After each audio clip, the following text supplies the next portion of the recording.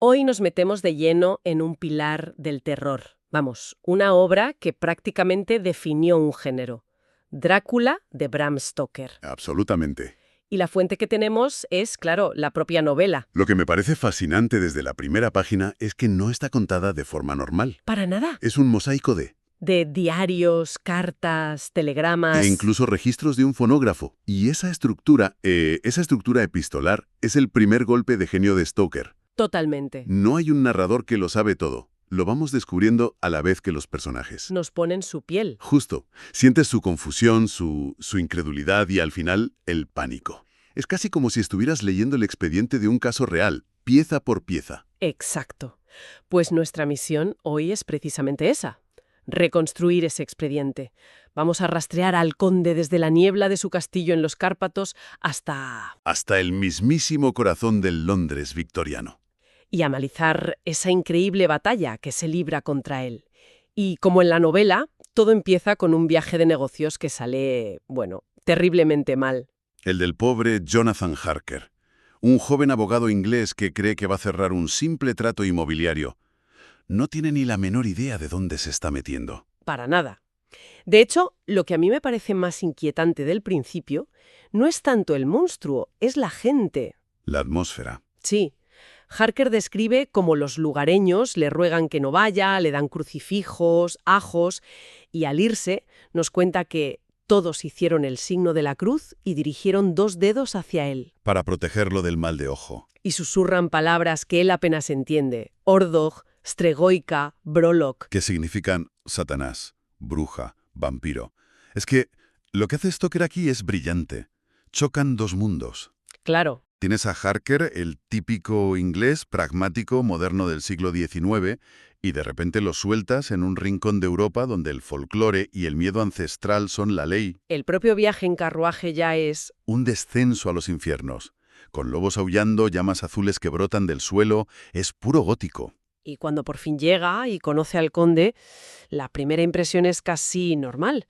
Un anciano educado que le dice: «Bienvenido a mi casa, venga libremente, váyase a salvo». Casi. Pero los detalles que anota Harker en su diario son de todo menos normales. Uf, para nada. Son esos detalles que te ponen la piel de gallina. No es un monstruo de colmillos al uso, es la palidez extraordinaria. Las uñas, largas y finas y recortadas en aguda punta. El aliento fétido que le provoca náuseas. Y el detalle más raro, el más inquietante. Pelos en el centro de la palma. ¿Es que es eso? Stoker juega con ese contraste. Por un lado, el aristócrata culto, que habla un inglés perfecto y se enorgullece de su linaje de guerreros. Él mismo dice que por sus venas corre la sangre de Atila. Claro. Pero por otro, tienes esos rasgos bestiales, casi de alimaña, que lo delatan. Es una amenaza de doble filo. Pero para Harker el terror aún es sutil, hasta que llega un momento El momento que lo cambia todo. que lo cambia todo. Exacto, una noche mira por la ventana y ve al conde, reptando. Uf, esa escena. Describe cómo emerge lentamente de la ventana y comienza a arrastrarse por la pared del castillo, con la cabeza hacia abajo, Como una lagartija. como una lagartija. Ahí es cuando se da cuenta de que las leyes de la naturaleza, las leyes de la física, no se aplican en ese lugar. Ese es el punto de no retorno para la razón. Ya no hay explicación lógica. Y a partir de ahí, el terror se desata. Se encuentra con las 3 mujeres vampiro en una escena que es puro horror erótico. Súper transgresor para la época victoriana. Totalmente. Y cuando Drácula aparece para reclamarlo, gritando, «Este hombre me pertenece», Harker por fin comprende su verdadera situación. No es un invitado, es ganado. Es una posesión. Tenemos a Harker entonces traumatizado y prisionero, pero el verdadero genio de Stoker es que no deja el terror contenido en el castillo, ¿verdad? No, no. Lo desata sobre el lugar más moderno y civilizado que se le puede ocurrir. El corazón de Londres. Exacto. El horror deja de ser gótico y aislado para convertirse en una epidemia, una infección que se cuela en la metrópolis. Tendrá. De repente empieza a sufrir una enfermedad inexplicable. Una palidez, una debilidad que los médicos no entienden y, la única pista, 2 diminutas heridas en el cuello. Y aquí es donde entra uno de los personajes más icónicos de la literatura, el profesor Abraham Van Helsing.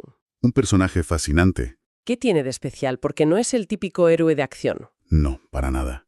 Van Helsing es genial porque es un hombre de ciencia, un médico de mente abierta, pero a la vez es un profundo conocedor de las tradiciones y las supersticiones. Es el único que puede entenderlo. Es el único capaz de tender ese puente entre la lógica del siglo XIX y el horror milenario al que se enfrentan. Ya. Su intento de salvar a Lucy es una batalla simbólica. Le hace múltiples transfusiones de sangre de sus pretendientes, hombres buenos, modernos. Es como si intentara reponer con sangre nueva y virtuosa la vida que el mal le está robando. Justo. La vida que el antiguo mal le arrebata noche tras noche. Pero es una batalla que pierden. Lucy muere. Y es entonces cuando ocurre lo peor. No descansa en paz. Se convierte en lo que Van Helsing llama una no muerta. Y empiezan a circular noticias de una dama sangrienta que ataca a niños pequeños. Es terrible. Y la escena en la que se enfrentan a ella en el cementerio es aterradora. La novela describe cómo su dulzura se ha transformado en una crueldad terrible e inhumana. Y su pureza en una perversidad voluptuosa. Exacto. Intenta seducir a su propio prometido, Arthur, con una voz diabólicamente dulce, diciéndole: «Ven, esposo mío, ven». Uf. Es la encarnación del miedo victoriano a la corrupción del ángel del hogar, de la pureza femenina pervertida. Es una escena brutal y la solución que propone Van Helsing es aún más brutal. Para liberar su alma tienen que llevar a cabo un ritual espantoso. ¿Y quién tiene que hacerlo? Su propio prometido, Arthur Holmwood. Él es quien debe clavarle la estaca en el corazón. Y Stoker no se corta nada en la descripción. Nada. Dice que el objeto que se encontraba en el féretro se retorció y un grito espeluznante y horrible salió de entre los labios rojos entreabiertos. Es una violencia extrema. Extrema, pero presentada casi como una eutanasia sagrada. Un sacrificio necesario para salvar su alma inmortal. Y es justo después de esto cuando Van Helsing pronuncia esa frase mítica.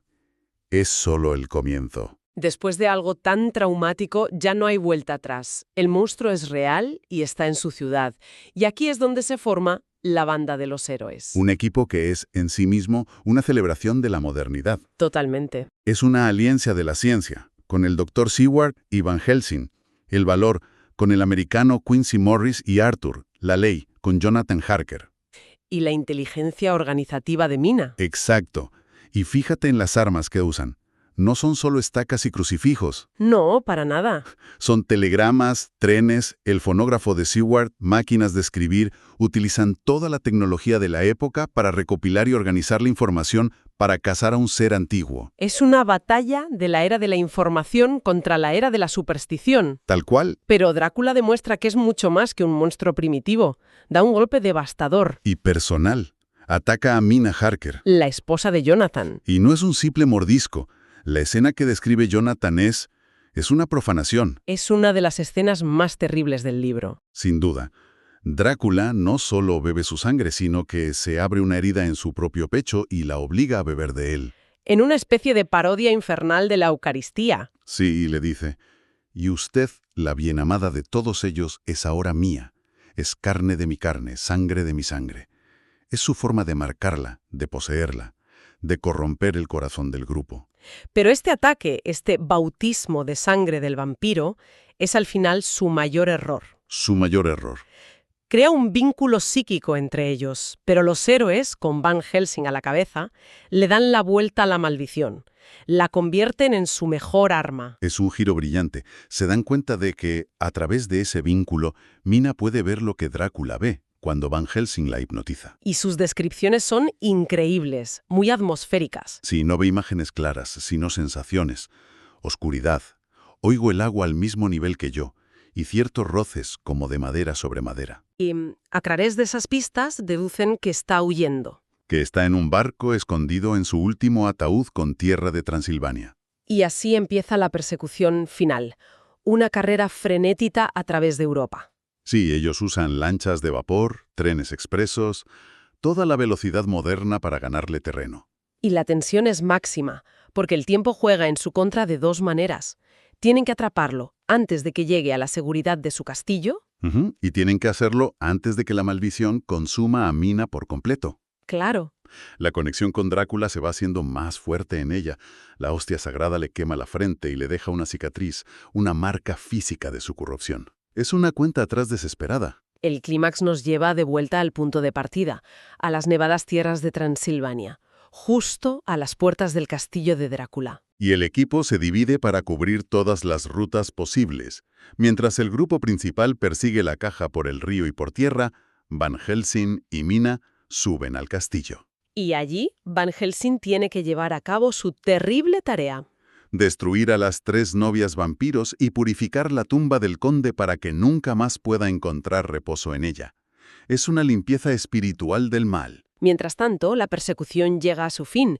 Los gitanos que transportan la caja de Drácula están a punto de llegar al castillo. Es cuestión de segundos. El sol se está poniendo, y si Drácula sale del ataúd con la noche, con todos sus poderes restaurados, Están perdidos. están perdidos. La novela converge en ese instante desesperado. Es la velocidad del tren contra la de los caballos, la modernidad contra lo antiguo, en un último sprint. Y lo consiguen por los pelos. Justo cuando el último rayo de sol desaparece, interceptan el carro. Sí, el final es increíblemente rápido. Y sangriento. Sí. Jonathan Harker le corta la garganta con su cuchillo kukri, mientras Quincy Morris, que está mortalmente herido, le clava su puñal en el corazón. La descripción de la muerte es impactante. Sí, no hay una gran explosión ni nada. Simplemente, ante nuestros propios ojos, y casi en un abrir y cerrar de ojos, todo el cuerpo se convirtió en polvo y desapareció. Es como si nunca hubiera existido. Ya. Pero Harker añade un detalle que es crucial para entenderlo todo. Dice que, un momento antes de la disolución del cuerpo, se extendió sobre el rostro del vampiro una paz que nunca hubiera esperado que pudiera expresarse. Exacto. ¿Qué significa eso? ¿Que en el fondo era un alma torturada? Yo creo que sí. Sugiere que la muerte no fue solo la destrucción de un monstruo, sino también la liberación de una criatura maldita. Con su fin, la cicatriz de Mina Desaparece al instante. desaparece.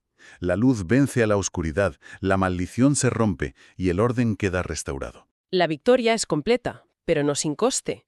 Quincy Morris muere, y los demás, como escribe Jonathan años después, llevan las cicatrices de esa lucha para siempre. Sí, El mal ha sido vencido por una combinación de ciencia, fe y coraje. y es que, en el fondo, Drácula es una novela que canaliza todas las ansiedades de su época, ¿no? Es el miedo a lo extranjero, a la enfermedad que viene de fuera, a la degeneración de la raza. A una sexualidad femenina que no se ajusta a las normas. Justo. Drácula era la encarnación de todo lo que amenazaba al Imperio Británico en su apogeo. La historia es una reafirmación de que la modernidad, la unión y los valores occidentales pueden vencer a ese mal antiguo. Sin embargo, hay una idea que se menciona de pasada y que a mí siempre me ha inquietado.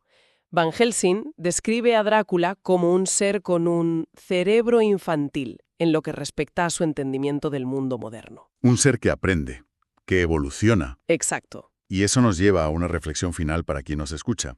Ellos lo casan en cuestión de meses, aprovechando su desconocimiento de la tecnología, de las costumbres, Claro. pero al enfrentarlo, al obligarlo a usar trenes, a leer horarios, a entender la logística de una ciudad como Londres, ¿no estaban, sin quererlo, acelerando su educación?